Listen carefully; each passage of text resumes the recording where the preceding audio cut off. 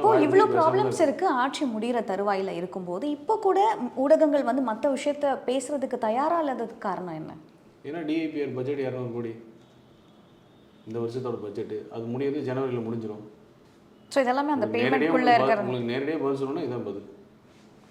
டிஐபிஆருங்கிறது அரசாங்கத்துடைய அதிகாரப்பூர்வமாக செய்தி வெளியிடுகிற துறை. அதோட பட்ஜெட்டு 200 கோடி, இந்த ஒரு ஹையஸ்ட் எவர் பட்ஜெட்டு. இந்தியாவில் வேறு எந்த மாநிலத்திலையுமே இல்லாமல் தமிழ்நாட்டு மாநிலத்தில் இருக்கிற டெப்யூட்டி சீஃப் மினிஸ்டர் துணை முதலமைச்சருக்கு 20 கோடி ரூபா செலவு பண்ணியிருக்காங்க சமூக ஊடகத்தில். அதிகாரப்பூர்வமாக இப்போது இந்த மாதம் ஜனவரிலேருந்து ஆகஸ்ட் வரைக்கும் 8 மாதம் 20 கோடி ரூபா செலவு பண்ணுறாங்க. எதுக்கு? துணை முதலமைச்சருக்கு. அவர் என்ன தியாகம் பண்ணிட்டாருமா வாழ்க்கையில்? தமிழ்நாட்டுக்காக என்ன தியாகம் பண்ணிட்டார் அவர்? என்ன பெரிய சாதனை பண்ணிட்டார்? என்ன மக்கள் நலத்திட்டம் என்ன கொண்டு வந்துட்டார்? அமைச்சர் என்ன பண்ணிட்டார்? ஆனால் 20 கோடி அஃபிஷியலாக ஸ்பெண்ட் பண்ணுது. இன்னொரு ஆட் ஏஜென்சிக்கு 17 கோடி கொடுத்துருக்குறாங்க சோஷியல் மீடியா ஸ்பெண்ட் பண்ணுறதுக்குன்னு. அதைத்தான் நாங்கள் சொல்கிறோம், இது வந்து ஆட்சியில் அது வெறும் காட்சி தான், ஒன்லி விளம்பரத்தில் மட்டும்தான் அது ஓடுது. இதுக்காக தான் குற்றச்சாட்டு வைக்கணும்.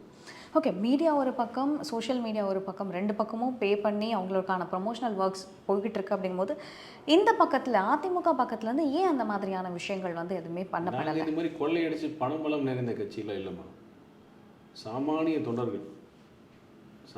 தொண்டர்கள் வழிநடத்துகிற கட்சி இது.